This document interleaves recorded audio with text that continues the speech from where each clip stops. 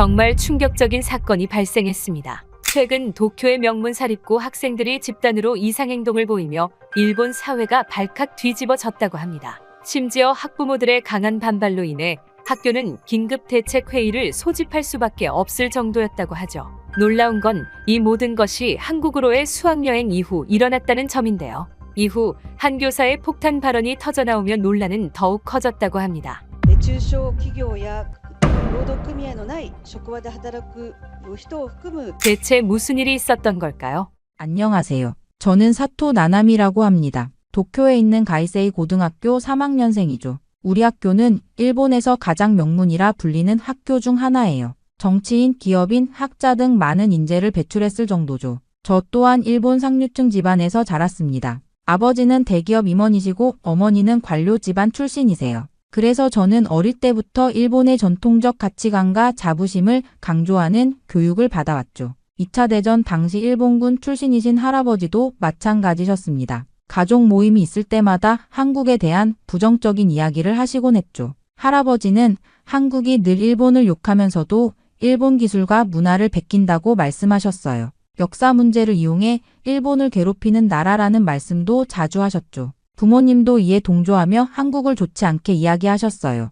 녹차를 마시며 할아버지의 말씀에 맞장구를 치는 아버지의 모습이 지금도 눈에 선합니다. 어머니는 조용히 앉아 계셨지만 표정만으로도 동의하고 계시다는 걸 알 수 있었죠. 하지만 그런 말씀을 들을 때마다 저는 의문이 들었습니다. 한국에 대해 직접 겪어본 것도 아니면서 너무 단정짓는 건 아닐까 하는 생각이 들었어요. 실제로 학교에는 한국 문화에 관심을 가진 친구들이 많았습니다. 미유키는 케이팝을 좋아했고 아카리, 유미, 사유리를 비롯한 많은 친구들이 한국 화장품만 고집했죠. 유카는 한국 드라마를 보며 울기도 했습니다. 그런 모습을 볼 때마다 한국은 우리와 별반 다를 게 없는 나라가 아닐까 하는 생각이 들었습니다. 하지만 이런 생각은 입 밖으로 꺼내지 않았습니다. 아직도 주변에는 한국을 극도로 싫어하는 사람들이 너무 많았거든요. 학교에서도 집에서도 말이죠. 괜히 이상한 소리 했다가 분위기만 이상해질까 봐 조심스러웠거든요. 가끔 인터넷에서 한국 관련 기사를 보다가도 누군가 들어올까 화면을 급히 닫곤 했습니다. 이런 분위기 속에서 저는 한국에 대한 생각을 혼자만 간직한 채 살아가고 있었습니다. 질문은 많지만 답을 구할 곳은 없었죠. 그러던 어느 날 담임 선생님이 평소와 다른 긴장된 표정으로 교실에 들어오셨습니다. 선생님은 3학년 수학여행에 관한 발표가 있다고 말씀하셨습니다. 모두의 시선이 교탁 위에 선 담임 선생님을 향했죠. 하와이, 발리, 아니면 싱가포르, 모두들 멋진 해외여행지를 기대하는 눈치였어요. 그러나 다음 순간 선생님의 입에서 나온 말은 충격적이었습니다. 한국입니다. 그 말이 떨어지자마자 교실은 순식간에 아수라장이 되었어요. 방금 전까지 조용했던 교실이 마치 폭풍우가 몰아치는 바다처럼 요동쳤습니다. 교실 여기저기서 왜 하필 한국이냐는 항의와 반일 감정이 심한 나라에 가는 것이 위험하지 않겠냐는 걱정, 차라리 일본 내에서 여행하자는 제안이 쏟아졌어요. 학생들의 항의가 빗발쳤죠. 교탁 앞에는 학생들이 몰려들었고 교실 곳곳에서 불만 섞인 목소리가 터져나왔습니다. 특히 같은 반의 야마모토 리카는 반에서 가장 큰 목소리로 항의했어요. 검은 머리카락을 흔들며 리카는 주먹을 불끈 쥐었습니다. 리카는 학교에 정식으로 항의해야 하고 자신의 부모님도 한국 여행을 절대 반대할 거라며 강하게 주장했어요. 리카가 흥분한 목소리로 말하자 다른 친구들도 동조하며 수학여행 취소를 요구했습니다. 결국 그날 오후 학부모들의 항의 전화가 학교로 빗발쳤다고 합니다. 우리 아이를 한국 같은 나라에 보낼 수 없다며 학교 측에 강하게 반발하는 부모들도 있었어요. 결국 학교는 학부모 설명회를 열기로 결정했습니다. 교무실을 오가는 선생님들의 얼굴이 모두 긴장된 표정이었어요. 담임 선생님은 안전성, 교육적 가치, 문화적 다양성을 강조하며 학부모들을 설득했다고 합니다. 담임 선생님은 UN 안전지수에서 한국이 일본보다 높은 점수를 받았다는 점, 매년 200만 명 이상의 일본 관광객이 한국을 방문한다는 통계, 그리고 전통과 현대가 공존하는 한국에서 학생들이 많은 것을 배울 수 있다는 교육적 가치를 강조했다고 해요. 설명의 결과 대다수의 학부모가 찬성하며 한국 수학여행이 확정되었어요. 하지만 학생들의 반발은 여전했습니다. 친구들은 학교가 미쳤다며 우리가 원하지도 않는 곳을 왜 가야 하는지 분노했어요. 야마모토 리카는 쉬는 시간마다 친구들을 모아 한국으로 가는 것을 막아야 한다. 라고 주장했지만 이미 결정된 일이라 맡기는 힘들었습니다. 그렇게 시간이 흐르면서 친구들 사이에 미묘한 변화가 느껴졌어요. 처음에는 모두가 반대했던 한국 여행에 대해 조금씩 다른 목소리가 나오기 시작했습니다. 어느 날 쉬는 시간, 평소 조용하던 아유미가 조심스럽게 말을 꺼냈어요. 근데 한국 가는 거 그렇게 나쁘진 않을지도? 그 말에 교실 공기가 잠시 얼어붙는 것 같았습니다. 하지만 곧 미카도 동조하며 말했어요. 난 원래 한국 드라마 좋아했어. 직접 가서 보면 더 재미있을 것 같은데? 하루카도 용기를 내어 말했습니다. 한국 음식도 맛있다고 하잖아. 가서 진짜 한국 요리를 먹어보고 싶어. 처음에는 강하게 반발하던 친구들 중 일부가 점점 긍정적인 태도를 보이기 시작한 거예요. 그러자 교실 분위기가 묘하게 변했습니다. 마치 두 진영으로 나뉘는 것 같았어요.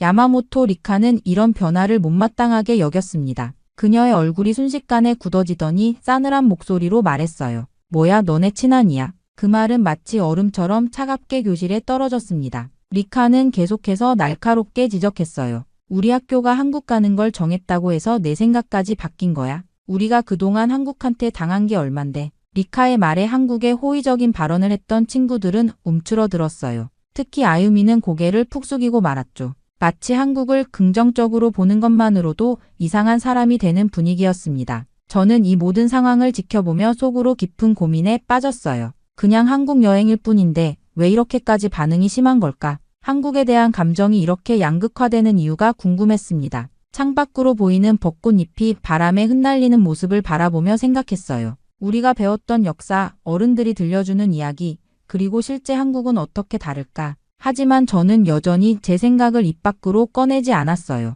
괜히 분위기를 더 이상하게 만들고 싶지 않았거든요. 책상 위 공책에 무의식적으로 그린 작은 동그라미들을 바라보며 침묵을 지켰습니다. 교실 밖복도에서는 다른 반 학생들도 비슷한 논쟁을 하는 소리가 들렸어요. 이제 학교 전체가 한국 수학여행에 대한 찬반으로 시끄러웠습니다. 수업이 끝나고 집으로 가는 길, 도서관에 들러 한국에 관한 가이드북을 몰래 펼쳐보았어요. 컬러풀한 서울의 야경, 전통 한옥마을, 현대적인 쇼핑센터. 생각보다 멋진 곳 같았습니다. 그리고 달력을 보니 한국으로 출발하는 날이 점점 다가오고 있었어요. 이제 2주 후면 직접 그곳에 가게 될 텐데 두려움과 기대가 뒤섞인 감정이 제 마음속에서 소용돌이쳤습니다. 2주 뒤 드디어 출국 당일이 왔습니다. 하네다 공항에 도착해 짐을 챙기며 주변을 둘러보았어요. 학생들의 표정은 여전히 어두웠습니다. 아, 진짜 가야 해?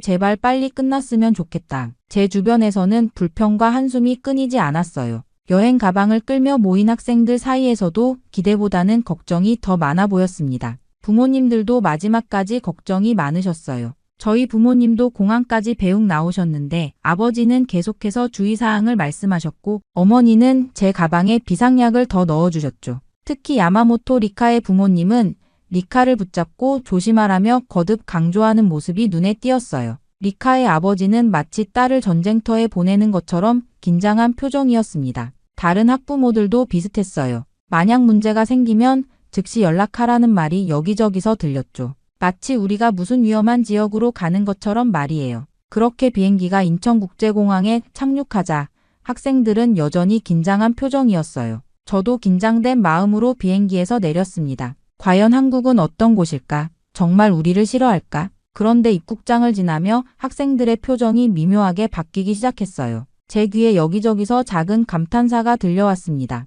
공항이 엄청 크잖아. 미유키가 입을 다물지 못하고 주변을 둘러보며 말했어요. 정말이지 인천국제공항은 상상했던 것보다 훨씬 크고 현대적이었습니다. 높은 천장과 넓은 공간, 깔끔한 디자인이 인상적이었어요. 와이파이가 일본보다 빠른데? 다른 친구가 스마트폰을 보며 놀란 목소리로 말했습니다. 저도 폰을 확인해 보니 정말 인터넷 속도가 빨랐어요. 공항 곳곳에 무료 와이파이 존이 있었고 연결도 쉽게 되었습니다. 가장 놀라웠던 건 스마트 안내 로봇이었어요. 로봇이 우리에게 다가와 일본어로 인사를 했을 때 모두가 놀란 표정을 지었습니다. 스마트 안내 로봇이 일본어로 말해주네? 하루카가 로봇 앞에서 서서 호기심 어린 눈으로 바라봤어요. 로봇은 친절하게 출구 방향과 환전소 위치를 알려주었습니다. 일본어로요. 자동 입국 심사 시스템을 이용할 때는 더 놀라웠어요. 일본보다 훨씬 빠르게 진행되는 시스템에 몇몇 학생들은 눈이 동그래졌습니다. 솔직히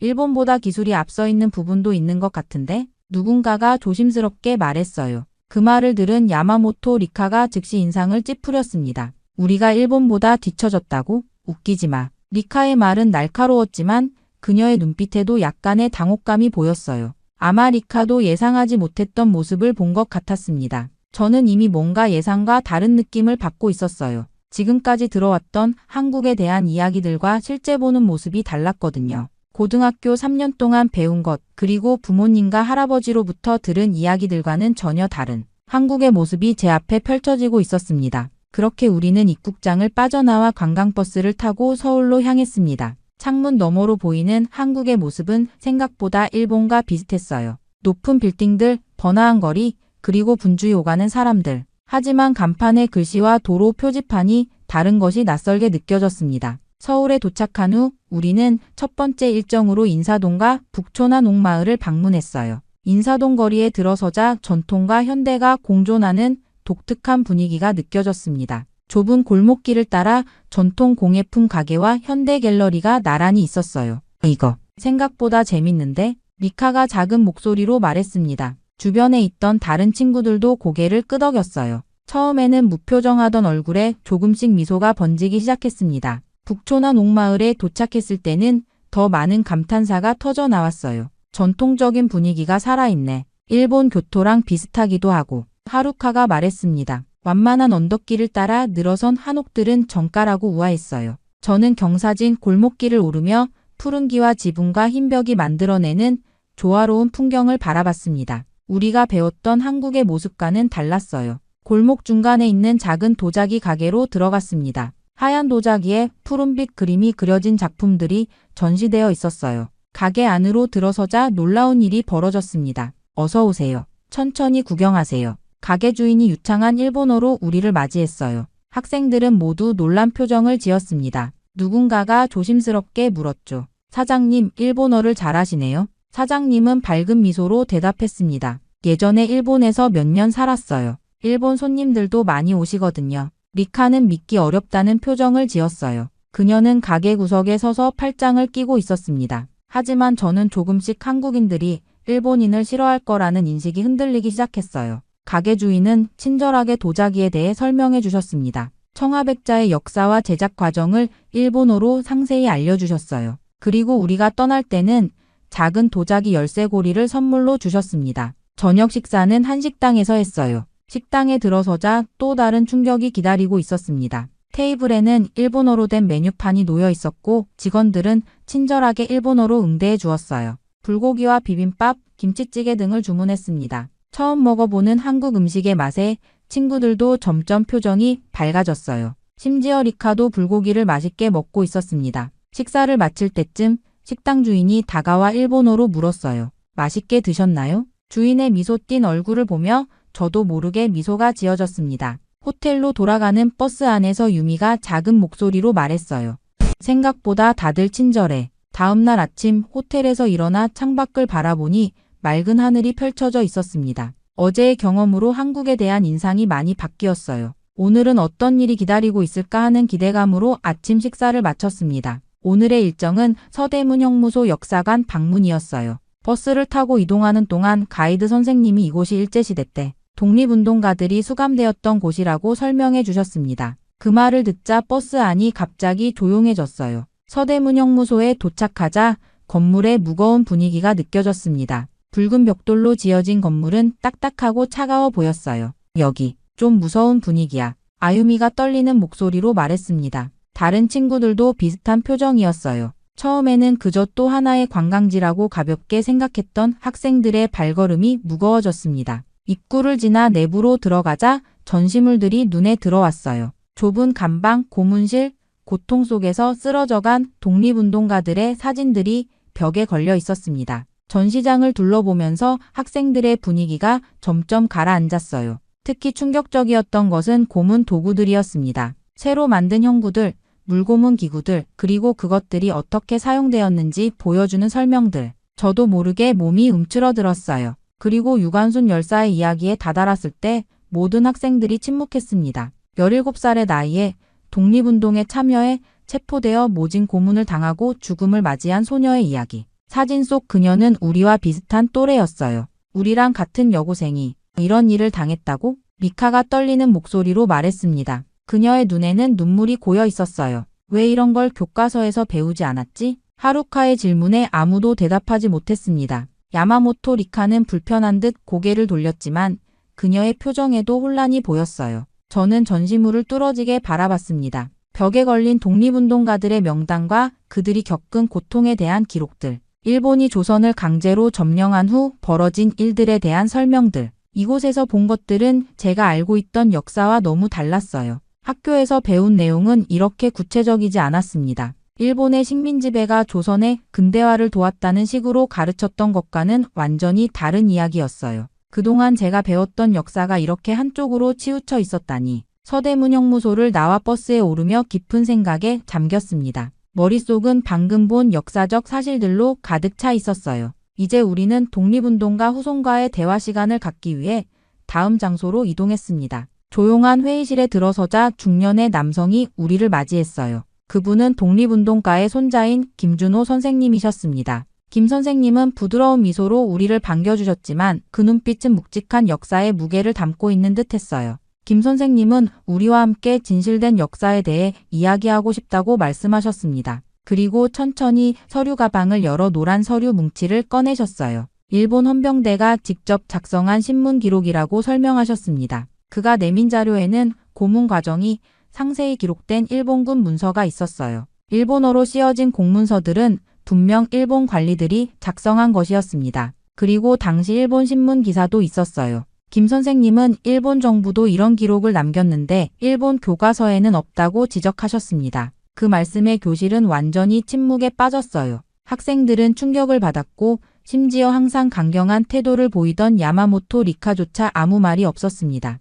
리카의 얼굴은 창백했고 손은 미세하게 떨리고 있었어요. 저는 자료를 하나하나 살펴보았습니다. 분명 일본 정부의 공식 문서였어요. 우리 글자, 우리 도장, 우리 관리들의 서명. 이런 기록이 있는데 왜 우리는 이것을 배우지 못했을까 하는 의문이 들었습니다. 저는 조심스럽게 왜 일본에서는 이런 사실을 가르치지 않는지 질문했어요. 김 선생님은 깊은 한숨을 내쉬며 역사는 승자가 기록하지만 진실은 결국 드러나게 되어 있다고 답하셨습니다. 그날 오후 우리는 일본 대사관 앞에 있는 소녀상을 방문했어요. 소녀상은 생각보다 작았지만 그 존재감은 강렬했습니다. 평화롭게 앉아있는 소녀의 모습이 어쩐지 마음을 아프게 했어요. 그런데 그곳에서 우리는 뜻밖의 장면을 목격했습니다. 한 일본인 유학생이 소녀상 앞에서 무릎을 꿇고 기도하고 있었어요. 그의 어깨는 흐느낌으로 가늘게 떨리고 있었습니다. 학생들은 놀라서 서로를 쳐다봤어요. 누군가가 일본 사람도 이런 행동을 한다는 사실에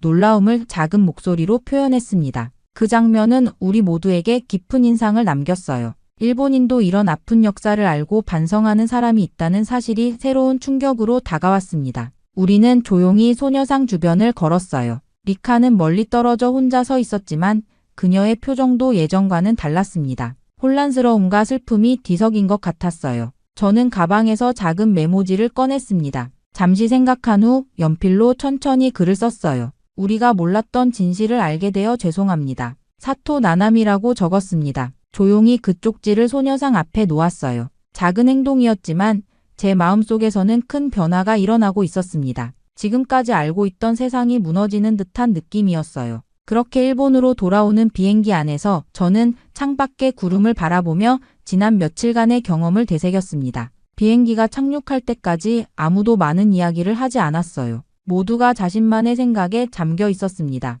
한국에서 돌아온 후 저와 친구들은 많은 생각에 빠졌어요. 학교 생활은 겉으로 보면 평소와 같았지만 우리의 내면은 완전히 달라져 있었습니다. 그리고 변화는 바로 나타났어요. 점심시간 교실 구석에서 작은 대화가 시작되었습니다. 미카가 조용히 말했어요. 우리 교과서에 없는 것들이 너무 많아. 하루카도 고개를 끄덕이며 일본이 가르쳐주지 않는 역사도 있다는 걸 이제야 알았다고 덧붙였습니다. 심지어 야마모토 리카조차 예전처럼 무조건적인 반한 감정을 드러내지 않았어요. 그녀는 조용히 자리에 앉아 창밖을 바라보곤 했습니다. 저는 수업 시간에도 집중하기 어려웠어요. 머릿속에서는 계속해서 한국에서 본 장면들이 떠올랐습니다. 서대문 형무소의 좁은 감방, 유관순 열사의 사진, 소녀상 앞에서 기도하던 일본인 유학생의 모습. 일주일 후 역사 수업 중에 저는 마침내 용기를 내어 교사에게 질문했습니다. 선생님, 한국에서 본 자료들에는 일본군이 직접 남긴 기록도 있었습니다. 그런데 왜 우리 교과서에는 그런 내용이 없는 거죠? 교실은 순간 정적에 휩싸였어요. 교사의 얼굴이 굳었고 그는 잠시 침묵했습니다. 마침내 그가 말했어요. 교과서는 문부과학성의 지침에 따라 만들어집니다. 수업 후에 따로 이야기합시다. 하지만 수업 후 이야기는 없었어요. 대신 다음 날 학교 측에서 저를 불러 경고를 주었습니다. 교장 선생님은 불필요한 갈등을 만들지 말라고 주의를 주셨어요. 그러나 저는 멈추지 않았습니다. 오히려 이런 반응이 제가 본 것들이 진실이라는 증거처럼 느껴졌어요. 저는 한국에서의 경험을 기록한 수학여행 일기를 친구들과 함께 만들기 시작했습니다. 처음에는 몇 명뿐이었지만 점점 더 많은 친구들이 동참했어요. 우리는 자료를 모으고 사진을 정리하고 우리의 생각과 한국에서의 경험을 상세히 기록했습니다. 야마모토 리카가 참여했을 때는 모두가 놀랐어요. 가장 강경한 반한 감정을 보이던 그녀가 이제는 조용히 한국어 공부를 시작했습니다. 물론 그녀는 아직도 많은 면에서 혼란스러워했지만 변화는 분명했어요. 저 역시 진로를 바꾸기로 결심했습니다. 원래는 경제학을 전공하려 했지만 이제는 한국사를 공부하기로 했어요. 그동안 왜곡되거나 가려진 진실을 찾아내고 싶었습니다. 우리의 활동은 점점 학교 전체로 퍼져나갔어요. 다른 반 학생들도 궁금해하며 우리의 일기를 읽기 시작했습니다. 물론 반발도 있었어요. 일부 학생들과 교사들은 우리가 반일적이라고 비난했지만 우린 그저 진실을 알리고 있을 뿐이었습니다. 어느 날 방과 후 친구들과 모여 앞으로의 계획을 이야기하던 중에 제가 말했어요. 이건 끝이 아니라 시작이야. 모두가 고개를 끄덕였습니다. 우리는 각자의 위치에서 일본과 한국의 역사를 진실 그대로 알리는 역할을 하기로 결심했어요. 그것이 우리가 한국에서 배운 가장 중요한 교훈이었습니다. 창밖으로 지는 해를 바라보며 저는 이번 여행이 제 인생의 방향을 완전히 바꿔놓았다는 것을 깨달았어요. 때로는 불편한 진실이라도 그것을 직면하고 받아들이는 것이 진정한 성장의 시작이라는 것을 말이죠. 이번 한국 수학여행을 통해 저는 진실을 알게 되었습니다. 우리가 배웠던 역사는 한쪽 면만 보여주었던 거였어요. 진정한 역사는 승자와 패자, 가해자와 피해자 모두의 목소리를 듣고 이해할 때 비로소 완성된다는 것을 깨달았습니다. 한국은 단순한 이웃나라가 아니라 우리가 마주해야 할 거울이었어요. 그 거울 속에서 우리는 부끄러운 과거도 희망찬 미래의 가능성도 함께 볼 수 있었습니다. 처음에는 두려움과 편견으로 시작했던 여행이 이렇게 큰 깨달음을 주리라고는 상상도 못했어요. 이제 저는 알게 되었습니다. 진정한 화해와 이해는 진실에서 시작된다는 것을, 그리고 그 진실을 찾아가는 여정이 제 인생의 새로운 시작이 되었습니다. 정말 말도 안 되는 일이 벌어졌습니다. 현재 일본의 여성들이 모두 한국으로 향하고 있습니다. 놀라운 건 대부분이 고학력, 고스펙을 갖춘 커리어 우먼이라는 점인데요. 이러한 현상으로 일본 사회는 당황하고 있고 기업들은 대책 마련에 나서고 있을 정도라고 하죠. 특히 최근 한국으로 떠난 한 일본 여성은 충격적인 한마디를 남겼다고 합니다. 大切な人だったり家族を思う気持ちとこの地球のことを思って 대체 무슨 일이 벌어진 걸까요? 안녕하세요. 저는 도쿄에서 온 사토코라고 합니다. 일본의 커리어 우먼으로 살아가고 있죠. 저는 어렸을 때부터 남부럽지 않은 집에서 가족과 함께 살아왔습니다. 모든 일본 가정처럼 살아갔어요. 물론 여자라는 것이 문제였죠. 물론 문제는 이것만이 아니었지만요. 어릴 때부터 저는 항상 두 번째였습니다. 사토코, 오빠가 먼저야 라는 말을 귀에 못이 박히도록 들었죠. 부모님 눈에는 항상 오빠가 먼저였어요. 아침에 밥을 차릴 때도, 학교 행사에 참석할 때도, 심지어 제 생일에도 오빠의 존재가 더 빛났습니다. 오빠는 공부를 잘했어요. 저도 못하진 않았지만 부모님은 제 성적표보다 오빠의 칭찬장에 더 환호했습니다. 여자아이는 조용하고 얌전하게 자라야 해. 어머니의 이 말은 제 어린 시절의 주문과도 같았죠. 아버지는 어떻게든 제게 여성다운 행동을 강요했어요. 또 다른 부모님의 말버릇은 일본이 최고야 였습니다. 아버지는 회사에서 돌아오실 때마다 역시 일본 기술력은 세계 최고다 라며 자랑스럽게 말씀하시곤 했어요. 특히 아시아에서는 일본을 따라올 나라가 없다고 했죠. 특히 한국에 대해서는 더했습니다. 한국? 그냥 일본 흉내나 내는 수준이지. 오빠가 자주 하던 말이었어요. TV에서 한국 관련 뉴스가 나오면 아버지는 저 나라는 아시아에서도 한참 뒤떨어졌어. 게다가 피해망상도 너무 심하잖니. 일본한테 감사할 줄 모르고 말이야. 라며 채널을 돌려버렸습니다. 그렇게 저도 모르게 한국을 가장 아래로 깔보는 시각을 갖게 됐어요. 제 안중에도 없는 나라였죠. 제 머릿속에는 오로지 아시아 최고 국가인 일본에서 성공한 여성이 되어야지라는 생각뿐이었으니까요. 때문에 저는 밤늦게까지 공부는 기본이고 대학 입시도 취업 준비도 모두 최선을 다했습니다. 그렇게 꿈에 그리던 일본의 대형 전자기업에 합격했죠. 하지만 회사에 도착한 순간부터 저는 큰 충격을 받고 말았습니다. 사무실에 들어서자 여성 직원들은 모두 한쪽에 모여 있었어요. 비서, 행정, 총무 모두 보조적인 역할이었죠. 반면 남자 직원들은 실제 사업부에서 의사결정을 내리고 있었습니다.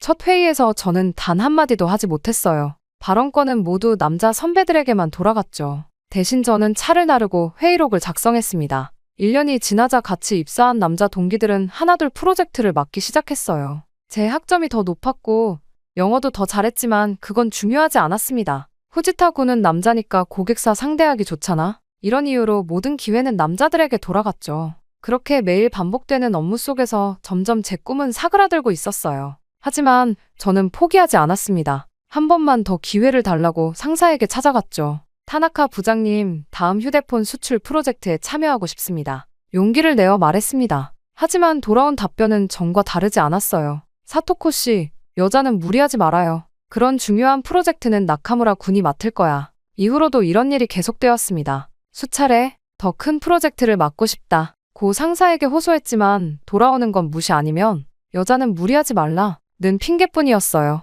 회사에서 제 존재감은 점점 희미해졌습니다. 그러던 어느 날 여자 동료 미유키가 복도에서 저를 붙잡았어요. 사토코 씨, 이렇게 계속 나서면 윗분들이 불편해할 거야. 괜히 튀지 말고 조용히 지내는 게 좋아. 미유키의 충고였지만 저에겐 또 다른 벽처럼 느껴졌죠. 점심시간에도 저는 혼자였습니다. 다른 직원들은 자연스레 저를 피했어요. 사토코는 너무 욕심이 많아서 이런 수군거림이 들려왔죠. 매번 능력을 인정받지 못하고 점차 주변에서 고립되는 상황이 계속됐습니다. 저 또한 점점 좌절감이 쌓여가고 있었죠. 하지만 운명은 갑자기 찾아왔습니다. 저의 인생을 완전히 바꿔버릴 일이 일어나고 말았죠. 월요일 아침 공지가 올라왔어요. 해외 지사 및 파트너사 프로젝트 인원 모집. 눈을 크게 뜨고 공지를 읽었습니다. 미국, 영국, 독일, 싱가포르, 그리고 한국까지 다양한 국가의 파견 자리가 있었어요. 휴게실은 해외 파견에 대한 이야기로 가득했습니다. 미국 지사는 연봉이 2배래. 영국 파견은 주택 보조금도 나온대. 모두들 선망하는 파견지를 놓고 이야기했어요. 그런데 한국 파견에 대해서만큼은 분위기가 달랐습니다. 한국? 굳이 거기에 가야 해? 키무라가 인상을 찌푸리며 말했어요. 일본보다 뒤떨어진 나라에 가서 배울 게 뭐가 있겠어. 다른 동료들도 고개를 끄덕였죠. 솔직히 저도 같은 생각이었어요. 아버지와 오빠가 항상 말하던 것처럼 한국은 일본의 그림자를 따라가는 나라라고만 생각했으니까요. 하지만 그때 인사팀의 모리 부장이 제게 다가왔습니다. 사토코 씨, 혹시 해외 파견에 관심 있어? 특히 한국 자리 말이야. 모리 부장의 갑작스러운 제안에 당황했어요. 파견 다녀온 직원들은 경력에 큰 도움이 돼. 거의 승진이 보장된다고 봐도 좋아. 승진이라는 단어에 귀가 솔깃해졌습니다. 3년 동안 승진은커녕 제대로 된 업무 한 번 맡지 못했으니까요. 파견 다녀오면 정말 승진할 수 있나요? 조심스레 물었죠. 모리 부장은 미소를 지으며 대답했어요. 물론이지. 특히 지금 한국은 지원자가 없어서 경쟁 없이 갈 수 있어. 이건 정말 좋은 기회야. 그 말을 듣고 사무실로 돌아오는 길에 깊은 생각에 빠졌습니다. 더 이상 여기 있을 수는 없어. 그나마 해외 파견을 다녀오면 승진이라도 가능할지도. 마지막 기회라는 심정이었어요. 하지만 한국이라니 내심 불쾌했습니다. 왜 하필 한국이냐? 그날 저녁 집에서 인터넷으로 한국에 대해 찾아봤어요. 하지만 아버지의 말이 귓가에 맴돌았죠. 한국은 일본을 따라하기만 하는 나라야. 그런 나라에 가야 한다는 게 너무 굴욕처럼 느껴졌습니다. 그러나 이 기회를 놓치면 일본 본사에서 더 오를 수 없을 거라는 두려움이 더 컸어요. 울며 겨자 먹기 라는 말이 떠올랐습니다. 다음 날 아침 무거운 마음으로 지원서를 작성했어요. 인사팀에 지원서를 제출하자 담당자는 놀란 눈으로 저를 바라봤습니다. 사토코 씨가 한국에 지원하다니 억지 미소로 좋은 경험이 될 것 같아요. 라고 답했지만 속으로는 다른 선택지가 없으니까라고 생각했죠. 지원서 제출 후 일주일도 채 지나지 않아 합격 통보를 받았어요. 주변에서는 사토코 정말 한국에 가려고 하며 동정 어린 눈빛을 보냈습니다. 그런 시선이 더 짜증났지만 승진이라는 목표를 위해 참기로 했어요. 이후 파견 날짜가 정해지고 제 마음은 복잡했어요. 한국에 대한 정보를 찾아보면 찾아볼수록 생각보다 괜찮을지도 라는 생각과 아니야, 일본보다 뒤떨어져 있을 거야 라는 생각이 교차했습니다. 그렇게 불안한 마음으로 인천공항에 도착했죠. 공항에서 서울 도심으로 향하는 길, 창밖으로 보이는 풍경이 제 예상과 달랐어요. 깔끔하게 정돈된 도로, 현대적인 건물들. 생각보다 발전돼 있네? 라고 생각했죠. 특히 강남 지역에 들어서자 세련된 고층 빌딩들이 즐비했어요. 빠른 걸음으로 걷는 직장인들의 모습도 도쿄와 크게 다르지 않았습니다. 첫 출근 날 긴장된 마음으로 회사 건물 앞에 섰어요. 유리와 철골로 지어진 현대적인 건물이었죠. 로비에 들어서자 세련된 인테리어와 밝은 조명이 눈에 들어왔습니다. 일본 본사보다 더 세련됐잖아? 놀라운 마음으로 리셉션에 접근했어요. 안녕하세요. 일본 도쿄 본사에서 파견 온 사토코입니다. 어색한 한국어로 인사했죠. 리셉션 직원은 밝게 웃으며 환영합니다. 김 과장님이 곧 내려오실 거예요. 라고 답했어요. 친절한 응대에 긴장이 조금 풀렸습니다. 김 과장님의 안내로 사무실에 들어서자 또 한 번 놀랐어요. 개방적인 공간, 자유로운 복장의 직원들, 그리고 활기찬 분위기. 일본 본사의 경직된 분위기와는 너무 달랐죠. 여성 직원들도 남성 직원들과 동등하게 업무를 진행하는 모습이었습니다. 오늘은 팀원들과 인사하고 오후에는 CEO님과 미팅이 있어요. 김 과장님의 말에 고개를 끄덕였지만 속으로는 남자 CEO겠지? 라고 생각했어요. 일본에서는 여성 임원도 드문데 CEO는 거의 불가능한 일이었으니까요. 오후가 되자 김 과장님이 저를 회의실로 안내했습니다. CEO님이 곧 오실 거예요. 그렇게 말하며 자리를 비웠죠. 저는 회의 자료를 다시 한번 확인하며 긴장된 마음을 진정시키고 있었어요. 회의실 문이 열리고 들어온 사람은 세련된 정장 차림의 40대 여성이었습니다. 안녕하세요. 저는 박지연 CEO입니다. 일본에서 오신 사토코 씨, 환영합니다. 당황스러워 말을 잇지 못했어요. 이 회사의 CEO가 여성이라고. 박 CEO는 자신감 넘치는 목소리로 회사에 대해 설명하기 시작했습니다. 저희는 5년 전 스타트업으로 시작해서 지금은 아시아 시장 점유율 3위까지 성장했어요. 일본 시장에도 진출하고 싶어 이번 협업을 계획했죠. 그녀의 말 한마디에서 전문성과 리더십이 느껴졌어요. 부드러운 말투였지만 그 안에는 확실한 카리스마가 담겨 있었죠. 일본에서도 여성 CEO는 극히 드문데 한국이 이 정도라고 제 생각에 틀이 흔들리기 시작했습니다. 미팅이 끝나고 사무실 투어를 하는 동안 최신 설비와 효율적인 업무 시스템에 또 한 번 놀랐어요. 팀장들 중 절반이 여성이었고 모두 자신의 분야에서 당당하게 의견을 내고 있었죠. 일본 본사와는 너무 다른 모습이었습니다. 하루 일정을 마치고 호텔로 돌아오는 길, 머릿속이 복잡했어요. 한국의 기술이나 회사 수준은 일본보다 뒤떨어질 것이라 여겼는데 막상 와보니 최신 설비와 조직 문화가 오히려 더 인상적이었죠. 무엇보다 최고 경영자가 여성이라는 점이 충격적이었어요. 호텔 침대에 누워 천장을 바라보며 생각했습니다. 내가 알고 있던 한국은 뭐였지? 아버지와 오빠가 말하던 뒤처진 나라 라는 이미지가 오늘 하루 만에 무너지고 있었어요. 그리고 무엇보다 여성인 제가 꿈꿔왔던 업무 환경이 여기 한국에 있다는 사실이 더 큰 충격이었습니다. 다음날 아침, 첫날의 충격에서 벗어나지 못한 채 출근했어요. 오늘은 본격적인 업무 회의가 있다고 했죠. 회의실에 들어서자 여성 팀장 김 부장이 회의를 이끌고 있었습니다. 저는 자연스레 구석자리에 앉았어요. 일본에서는 여성이 회의에서 발언하는 일이 거의 없었으니까요. 사토코 씨, 거기 앉지 말고 이쪽으로 와요. 오늘 회의는 일본 시장 진출권이니 사토코 씨 의견이 중요해요. 김 부장의 말에 놀라 자리를 옮겼습니다. 더 놀라운 건 회의 분위기였어요. 여성 팀장이 주도하고 남자 직원들도 김 부장님, 이 과장님 하며 호칭을 쓰며 서로 동등하게 의견을 제시했죠. 사토코 씨는 어떻게 생각해요? 일본 소비자들이 이런 디자인을 선호할까요? 갑자기 질문을 받아 당황했어요. 일본에서는 저에게 이런 질문을 던진 적이 한 번도 없었거든요. 제 생각에는 이런 스타일보다는 좀 더 심플한 디자인이 좋을 것 같습니다. 조심스레 대답했죠. 좋은 의견이네요. 그럼 디자인팀에서 사토코 씨 의견 반영해서 다시 작업해주세요. 김 부장의 즉각적인 반응에 놀랐어요. 내 의견이 이렇게 쉽게 받아들여지다니. 일본이라면 여성은 조용히 서류 정리만 했을 텐데 이건 완전히 다른 세계였습니다. 점심시간에는 팀원들과 함께 식사를 했어요. 자연스럽게 제 자리가 마련되어 있었고 모두 제 이야기에 귀 기울여 주었죠. 사토코 씨, 한국 음식 적응 괜찮아요? 일본 생활은 어떤가요? 모두 제 말에 진심으로 관심을 보여 마음이 따뜻해졌습니다. 오후에는 박 CEO의 주재로 전체 회의가 있었어요. 한 남자 직원이 프레젠테이션 중 실수를 했는데 예상과 달리 CEO의 반응이 놀라웠습니다. 괜찮아요.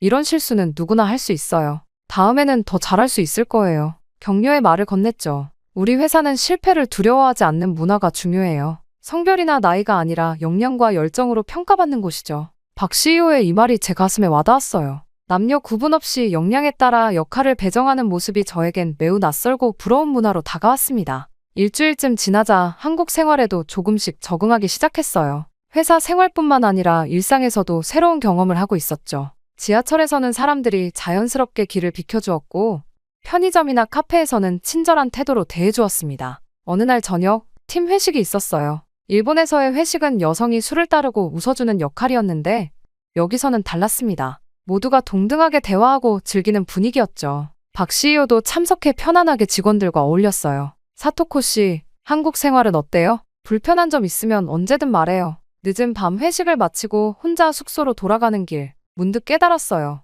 일본에서는 항상 불안했던 귀갓길인데 여기서는 그렇지 않았죠. 거리는 밝게 조명이 켜져 있었고 늦은 시간에도 사람들이 자연스럽게 다니고 있었어요. 호텔방에 도착해 생각했습니다. 어쩌면 한국이 일본보다 여성의 안전이나 배려 측면에서 더 나을 수도 있네? 제가 알고 있던 한국에 대한 인식이 하루하루 깨져가고 있었어요. 특히 여성으로서 느끼는 존중과 안전함이 일본에서보다 더 크게 느껴졌습니다. 침대에 누워 오늘 하루를 되돌아봤어요. 회의에서 제 의견이 존중받고 실수에도 격려받는 문화, 그리고 일상에서 자연스럽게 느껴지는 배려. 이런 환경에서 일한다면 어떨까? 처음으로 한국 파견이 불행이 아닌 기회로 느껴지기 시작했습니다. 한국 생활이 한 달쯤 지나자 저는 이곳 환경에 완전히 적응하기 시작했어요.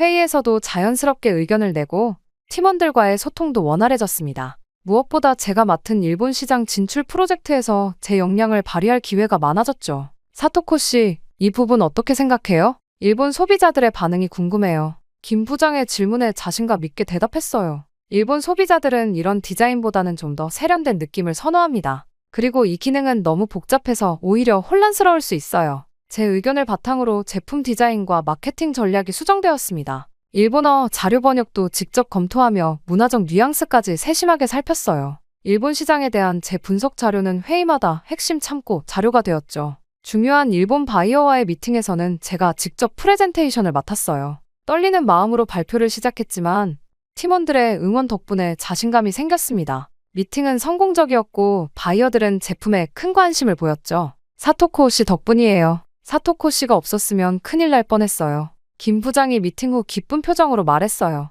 다른 팀원들도 정말 대단해요. 완벽한 발표였어요. 하며 진심으로 축하해 주었습니다. 처음으로 제 능력을 인정받는 기분이었어요. 그날 저녁 박 CEO가 축하 자리를 마련했습니다. 사토코 씨, 오늘 정말 훌륭했어요. 덕분에 우리 회사가 일본 시장에 한 걸음 더 가까워졌네요. CEO의 진심 어린 칭찬에 감동받았어요. 일본 본사에서는 단 한 번도 듣지 못했던 말이었으니까요. 이렇게 프로젝트가 진행될수록 저는 점점 더 자신감을 얻었습니다. 일본 본사에서는 겪어보지 못했던 능력 중심 평가를 체험하면서 제 안에 잠자고 있던 역량이 깨어나는 것 같았어요. 나도 제대로 인정받을 수 있구나. 제가 제안한 마케팅 전략으로 일본 시장 테스트 결과가 예상보다 훨씬 좋게 나왔습니다. 이 소식이 회사에 전해지자 사내에서 제 평가는 더욱 높아졌어요. 다른 팀에서도 일본 관련 프로젝트가 있으면 저에게 자문을 구하기 시작했죠. 사토코 씨, 다음 주에 도쿄 출장이 있는데 같이 가주실 수 있나요? 사토코 씨, 이 부분 검토 좀 부탁드려도 될까요? 이렇게 업무 요청이 늘어날수록 제 존재감은 더욱 커져갔습니다. 일본에서는 그저 여직원 중 하나였던 제가 여기서는 전문가로 인정받고 있었어요. 파견 기간이 3개월 정도 지났을 때였습니다. 어느 날 갑자기 박 CEO의 비서에게서 연락이 왔어요. 사토코 씨, CEO님께서 오후에 시간 좀 내주실 수 있는지 물어보셨어요. 긴장된 마음으로 CEO 사무실을 찾았죠. 사토코 씨, 커피 한잔 할래요? 박 CEO는 편안한 미소로 저를 맞이했습니다. 3개월 동안 정말 훌륭한 성과를 보여줬어요. 특히 일본 시장 진출 프로젝트는 사토코 씨 덕분에 성공적으로 진행되고 있죠. 그녀의 칭찬에 감사하다고 답했어요. 그리고 CEO는 예상치 못한 질문을 던졌습니다. 사토코 씨, 앞으로도 한국에서 함께 일할 생각 있어요? 파견 기간이 끝난 후에도요. 순간 말문이 막혔어요. 파견 후 일본 본사로 돌아가는 것이 당연하다고 생각했는데 이런 제안은 예상하지 못했거든요. 여기서는 사토코 씨의 능력을 높이 평가하고 있어요. 우리 회사에는 사토코 씨 같은 인재가 필요해요. 박 CEO의 말을 들으며 가슴이 뭉클해졌습니다. 여기선 내가 차별 없이 인정받고 있구나. 동시에 머릿속에는 다른 생각도 스쳐갔어요. 본사로 돌아가면 또 예전처럼 무시당하겠지. 이런 고민이 순간 머릿속을 가득 채웠습니다. 박 CEO의 제안을 받고 깊은 생각에 빠져있던 중 일본 본사에서 메일이 왔어요. 타나카 부장의 메일이었죠. 사토코 씨, 파견 기간이 이제 한 달 정도 남았네요. 돌아오면 국제사업부에 자리를 마련해놨으니 걱정 마세요. 처음엔 기뻤어요. 국제사업부, 승진인가? 하지만 이어진 내용에 마음이 무거워졌습니다. 물론 처음에는 서포트 역할부터 시작해야 해요. 회의 자료 준비, 번역 업무가 주가 될 거예요. 화면을 보며 한숨이 나왔습니다. 결국 똑같은 자리네. 국제사업부라는 이름만 달라졌을 뿐 제가 있었던 자리는 결국 서포트 직책일 테고 다시 그 지긋지긋한 차별이 시작될 것이란 불안감이 엄습했어요. 그날 저녁 부모님께 전화가 왔습니다. 사토코, 이제 곧 돌아온다며? 아버지가 정말 기다리고 계셔. 어머니의 목소리였죠. 한국은 어때? 역시 일본보다 많이 뒤처져 있지. 아버지가 수화기를 받아 물었어요. 순간 말문이 막혔습니다. 실제로 겪어보니 한국은 오히려 여성들이 더 당당하고 직장 문화도 합리적이었는데요. 하지만 이런 말을 꺼내면 가족들이 어떤 반응을 보일지 두려웠어요. 그냥 생각보다 괜찮아요. 애매하게 대답했죠. 결국 한국 따위에서 오래 있을 생각은 아니겠지? 그 나라가 얼마나 뒤처져 있는데. 아버지의 말에 아무 대답도 할 수 없었어요. 실제 제 경험과 너무 달랐거든요. 오히려 첨단 기술과 합리적인 조직 문화가 일본보다 더 발전된 측면도 있었죠. 다음 날 오빠에게서 메시지가 왔습니다. 사토코, 파견 끝나고 어떤 계획이야? 우리 가족 지인 중에 소개팅 해줄 만한 사람 있다고 하는데. 순간 짜증이 났어요. 저는 커리어를 고민하고 있는데 오빠는 벌써 결혼 이야기를 꺼내다니요. 오빠, 나 아직 커리어에 집중하고 싶어. 솔직하게 답장했어요. 곧바로 전화가 왔죠. 사토코, 너무 욕심부리지 마. 너는 결국 일본에서 결혼하고 안정되면 돼. 왜 모험을 해? 한국 같은 곳에서 더 있을 필요 없어. 오빠의 강압적인 말투에 화가 났지만 또다시 반박하지 못했습니다. 전화를 끊고 아파트 베란다에 서서 서울의 밤 풍경을 바라봤어요. 내가 진짜 원하는 건 뭘까? 머릿속이 복잡했습니다. 일본으로 돌아가면 승진할 수 있을까? 아니면 또 벽에 막힐까? 국제사업부라는 말에 잠시 기대했지만 실상은 똑같은 서포트 역할일 것이 뻔했어요. 지금 한국에서 경험하는 이 기회를 놓칠 수 있을까? 여기서는 제 능력을 인정받고 의견이 존중받고 성별이 아닌 역량으로 평가받았습니다. 그런 환경을 다시 잃는다는 생각만으로도 답답했어요. 하지만 또 다른 걱정도 있었죠. 한국에 정착하면 가족들은 어떻게 생각할까? 저는 항상 착한 딸이었어요. 부모님 말씀에 순종하고 기대를 저버리지 않으려 노력했죠. 그런데 이번엔 달랐습니다. 제 인생의 중요한 결정에서 가족의 기대와 제 행복 사이에서 선택해야 했어요. 다음날 회사에서 박 CEO를 마주쳤습니다. 사토코 씨, 어제 제안에 대해 생각해봤어요? 친절한 미소로 물었죠. 네, 아직 고민 중입니다. 솔직하게 답했어요. 천천히 생각해보세요. 사토코 씨의 결정을 존중할게요. 그녀의 배려 어린 말에 더욱 마음이 복잡해졌습니다. 노트북을 열어 본사 메일을 다시 읽었어요. 그리고 제 경력 계획을 적어보기 시작했습니다. 일본으로 돌아갈 경우와 한국에 남을 경우 각각의 장단점을 비교해봤죠. 이성적으로는 한국에 남는 것이 제 커리어에 더 유리했지만 감정적으로는 가족과의 관계가 걱정됐어요. 깊은 한숨이 나왔습니다. 머릿속이 복잡하고 마음은 갈피를 잡지 못했어요. 이것은 단순한 직장 선택의 문제가 아니었습니다. 제 인생관, 가치관, 그리고 미래에 관한 큰 갈림길이었죠. 이 선택이 앞으로의 제 삶을 완전히 바꿔놓을 것이라는 사실을 알고 있었어요. 이틀 후 박 CEO에게서 다시 연락이 왔어요. 사토코 씨, 점심 함께 할 수 있을까요? 긴장된 마음으로 약속 장소에 도착했죠. 고급스러운 한식당이었어요. 박 CEO는 이미 와 있었고 반갑게 저를 맞이했습니다. 사토코 씨, 솔직히 말할게요. 우리 회사는 사토코 씨 같은 인재가 필요해요. 그녀가 진지한 표정으로 말을 이어갔습니다. 우리 회사 정식 임원 수습 프로그램에 지원해보는 것 어떠세요? 1년간 수습 과정을 거치면 정식 임원으로 승진할 기회가 있어요. 순간 귀를 의심했어요.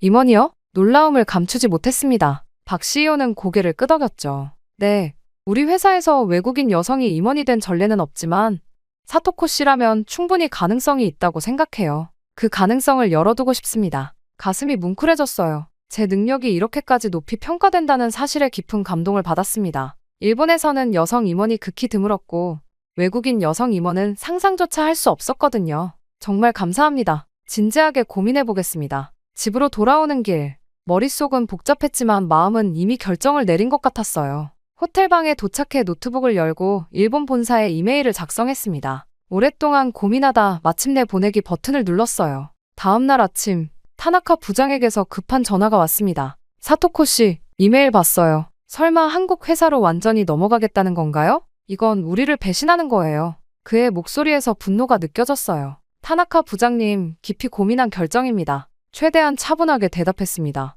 여기서는 제가 원하는 역할도 성장도 가능하다고 믿어요. 제 삶을 제 방식으로 살고 싶습니다. 그는 계속 화를 내며 말했어요. 당신을 믿었는데 돌아오면 승진 기회도 있었어요. 일본 회사, 일본 문화를 버리고 어떻게 한국을 선택할 수 있죠? 한참을 들었고 결국 결정을 다시 생각해보세요. 인사팀에도 보고해야 합니다. 라는 말을 남기고 전화를 끊었죠. 부모님께 전화하는 것은 더 어려웠어요. 떨리는 손으로 전화를 걸었습니다. 어머니, 아버지, 제가 결정한 일이 있어요. 한국 회사에서 정식으로 일하기로 했어요. 순간 전화 너머로 침묵이 흘렀죠. 뭐라고? 아버지의 목소리가 높아졌어요. 어떻게 한국을 택하냐? 일본 사람으로서의 자존심은 어디 갔니? 어머니도 울먹이며 사토코, 제발 다시 생각해봐. 집에 돌아와서 좋은 사람 만나 결혼하면 되잖아. 라고 말했습니다. 오빠마저 전화로 한바탕 화를 냈어요. 너 미쳤어? 일본을 버리고 한국에서 산다고. 그 뒤떨어진 나라에서 무슨 미래가 있다고 생각하는 거야? 가슴이 아팠지만 이번만큼은 제 뜻을 굽히지 않았어요. 나도 모르게 한국을 무시했어. 하지만 와서 보니 내 편견이 잘못됐다는 걸 깨달았어. 오히려 여성이 능력으로 인정받는 환경이야. 난 여기서 능력을 인정받고 싶어. 단호하게 말했습니다. 가족들은 한동안 저와 연락을 끊었어요. 아프고 외로웠지만 제 결정은 변함없었습니다. 박 CEO에게 임원 수습 프로그램에 지원하겠다고 말했어요. 그녀는 환하게 웃으며 훌륭한 결정이에요. 사토코 씨의 미래를 응원합니다. 라고 말했죠. 그날 저녁 한강변을 걸으며 서울의 야경을 바라봤어요. 처음으로 마음이 편안해졌습니다. 비록 가족과의 관계는 일시적으로 어려워졌지만 제 인생에서 처음으로 진정한 제 선택을 했다는 생각이 들었어요. 두렵지만 설렜고 불안했지만 새로운 가능성에 희망이 생겼습니다. 이후 한국에서의 새로운 출발은 기대 이상이었어요. 임원 수습 프로그램에 들어가자 제 시야가 넓어졌습니다. 다른 여성 리더들과의 교류도 늘어났죠. 그들은 저를 동료로 환영해 주었어요. 사토코 씨, 우리 여성 임원 네트워킹 모임에도 참여해요. 물론 어려움도 있었습니다. 외국인이라는 장벽은 분명했어요. 미묘한 문화적 차이, 완벽하지 않은 한국어. 하지만 팀원들이 적극적으로 협력해 주었죠. 천천히 말해주세요. 이 표현은 이렇게 쓰는 게 더 자연스러워요. 모두가 제 성장을 도왔어요. 특히 박 CEO는 멘토 역할을 자처했습니다. 사토코 씨, 어려운 일 있으면 언제든 찾아오세요. 저도 처음 이 자리에 올랐을 때 많이 힘들었거든요. 6개월이 지나자 저는 크게 성장했어요. 이제 회의실에서 자신 있게 제 아이디어를 발표했죠. 일본, 한국 합작 프로젝트를 제안합니다. 양국의 장점을 결합하면 시너지 효과가 클 거예요. 제 제안은 임원들의 호평을 받았고 곧 중책을 맡게 되었어요. 거울 속 제 모습은 완전히 달라졌습니다. 예전의 우울함이 사라지고 당당함과 활기로 가득 찬 표정이었어요. 한국어도 많이 늘었고 이제는 사내 회의에서도 자연스럽게 의견을 나눌 수 있었죠. 1년이 지나 정식 임원으로 승진했을 때 동료들이 축하 파티를 열어주었어요. 사토코 이사님, 축하합니다. 모두의 진심 어린 축하에 눈물이 날 뻔했습니다. 가족들과의 관계도 조금씩 회복되고 있었어요. 제 성공 소식에 오빠가 먼저 연락해왔고 부모님도 점차 이해하기 시작했죠. 오늘은 제가 이사로 일하게 된 지 정확히 1년이 되는 날이에요. 아침에 회사 앞에 서서 빌딩을 올려다봤습니다. 일본만이 최고라 여겼고 한국을 무시했던 나. 하지만 내 능력을 빛나게 해준 건 오히려 한국이었고 여성 CEO와 동료들은 진심으로 나를 존중해줬다. 이제 나답게 성공할 기회를 잡았다. 난 한국에서 새로운 인생을 개척하기로 한다. 회사 로비로 들어서며 활기찬 걸음으로 사무실을 향했어요. 오늘도 많은 일들이 저를 기다리고 있었죠. 직원들과 인사를 나누고 회의를 주재하고 신입 직원들을 격려하는 하루가 시작되었습니다. 제 모든 결정 중에서 한국에 남기로 한 것이 가장 현명한 선택이었다고 확신해요. 회의실 창밖으로 보이는 서울의 풍경을 바라보며 미소 지었습니다. 이제 이곳은 제 새로운 고향이에요. 저를 있는 그대로 인정해주고 제 꿈을 펼칠 수 있게 해준 이 도시에서 저는 계속해서 성장해 나갈 거예요.